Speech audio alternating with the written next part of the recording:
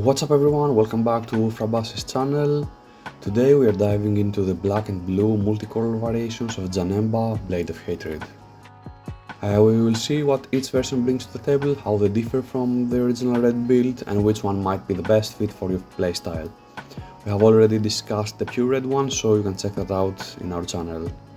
When I first looked at this deck, I honestly thought it was going to be pretty straightforward, but after putting into some games, I realized that there's a lot more going on beneath the surface. Resource management, sequencing, deciding when to pressure and when to play defensively.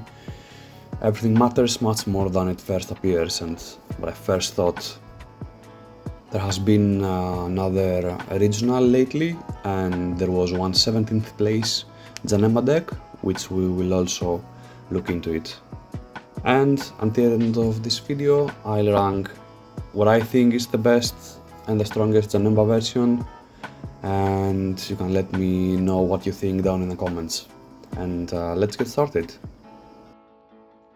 First of all, we need to understand why it's even possible to play different color variations on this deck and why does it matter. The answer is pretty simple. These cards do not require colored energy to get played, so charging different color energies will not always cause you a problem during your gameplay. Furthermore, for the black version, the archetype itself has two black cards which are also searchable and helps you with consistently charging some engine pieces instead of the regular strong generic black cards that you will need throughout your gameplay. Another very important advantage is that it enables you some very strong secret rares which you wouldn't have access to otherwise. So let's look into the black version first. In order to begin discussing, we need to think why would you play or why you should play the black version of the deck. What do you gain by adding the black cards? So let's see some key cards that are becoming available once you start playing the black version. The deck in its core is a control deck, so the most important cards you are enabling with are Bardock the Tenacious and Super Saiyan 4 Limit Breaker Vegito, the newest soft Floodgate. These are the strongest control cards that black has to offer, I think, at the moment. Then we have Helle's Graceful Beauty, which helps you clear your opponent's board while also setting up your warp for plays. And Super Saiyan 4 Son Goku Cross-Dimensional Fighting Spirit, which helps you apply some more pressure when you need to. Some lesser known secret rare like Dark King Mecha Kikabura Last Judgment, which is, I think, a very interesting choice. And finally, the strongest secret rare in the game, Evil Saiyan.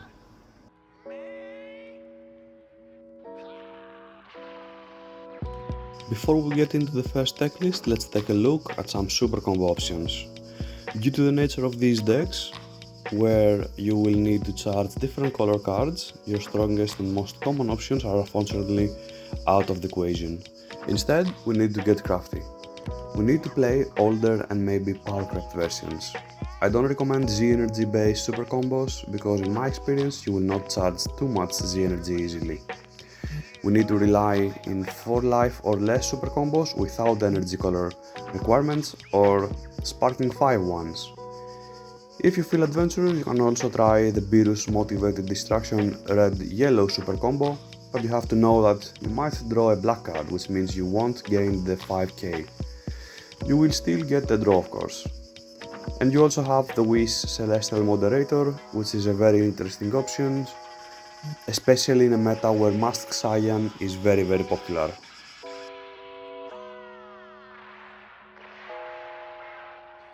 Alright, let's take a look at some deck lists.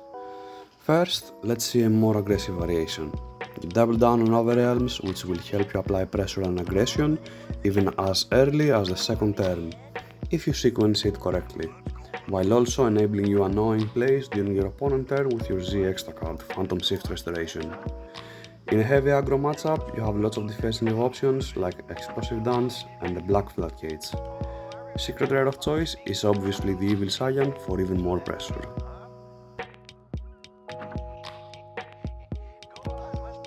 Let's take a look in a more conservative list. Here we play more copies of Explosive Dance, less generic Overrealms and different secret rare. The goal here is to stun your opponent until 5th energy to play your 8th cost and basically try to attack through any defenses your opponent might have used against you. Pan Time Patrol Maiden is an excellent defensive secret rare, but you can also try Darking Mechikabura Last Judgment for a more budget option. Let's move on to our next variation, which is none other than Blue-Red Multicolor. Again, we have to think about what do you gain by playing the Blue-Red Janemba. Some key cards include the Beerus Super Combo, the all-time favorite blue card Senzu Bean, and some niche in-archetype options like the Z Awakened Janemba and the Janemba Xeno card, which allows you to draw 2 cards. The game plan here is simple. Hard mulligan for your multicolor cards, so you can enable your Mecha Frieza check lands. Once your super combo is available in your hand, you can freely tap out and apply pressure and aggression during your turn, while also safely doing your regular battle tricks during your opponent's turn. One of my favorite plays when I have the 5-star Parasitic Ball in my hand is to activate main my leader to discard 1 and draw 2, Z Awaken and draw another when I'm attacking. In this version of the deck, we really need to open the multicolor cards. That's why I think 50 cards deck is the absolute maximum.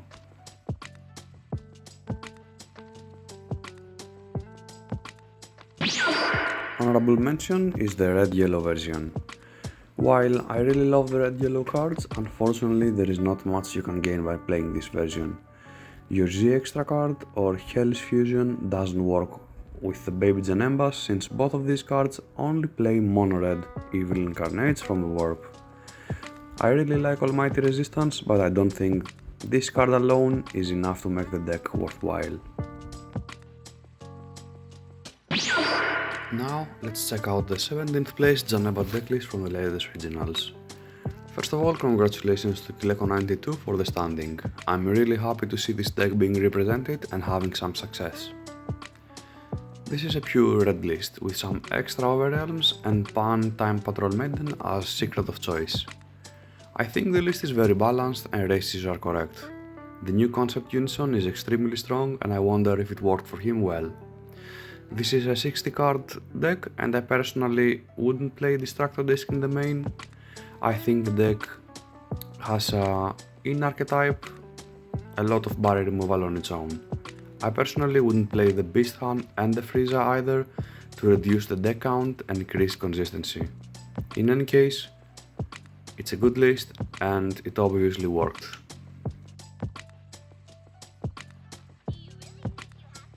For the red-black version, I really love the aggression. The black cards are inherently very strong cards and the secret rares of choice are very strong, especially the Evil Saiyan. What I don't like is that sometimes it feels like you're playing a different deck each time. Sometimes you play a black deck, sometimes a red deck. For the red-blue version, you have to mulligan for a multicolor card, and sometimes this might not go well.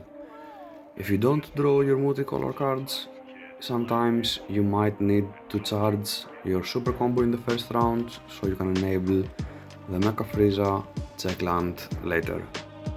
We have to play 50 cards no matter what, because it's not so consistent, you don't have a lot of options for the check lands. However, I really love the playstyle, you're doing a lot of battle tricks on your opponent's turn, which I really like, and it can be a little bit annoying. And finally, for the red-yellow version, I don't think it's very good. You have limited check lands. The red-yellow Janemba cards, while on their own they're pretty strong and nice and interesting, they cannot be played in this deck. They have no synergy at all.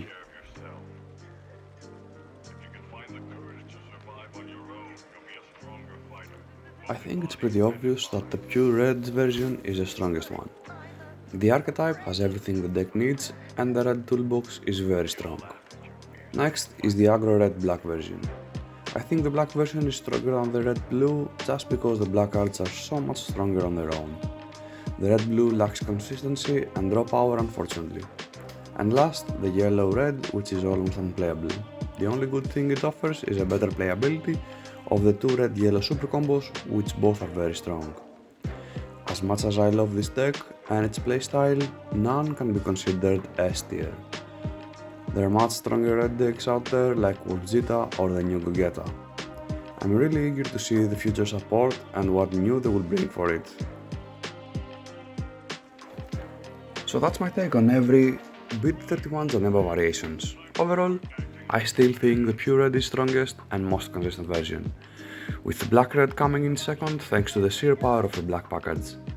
Blue red has some really fun lines and battle tricks, but it just isn't consistent enough for me right now. And unfortunately, red yellow doesn't gain enough to justify moving away from the core strategy. That being said, I genuinely think Janemba is one of the most enjoyable decks released in BT31. It's rewarding to pilot, it has surprisingly high skill ceiling, and I honestly can't wait to see what the future support does for the deck. If you have been testing a different Janemba build that I didn't cover, let me know down in the comments.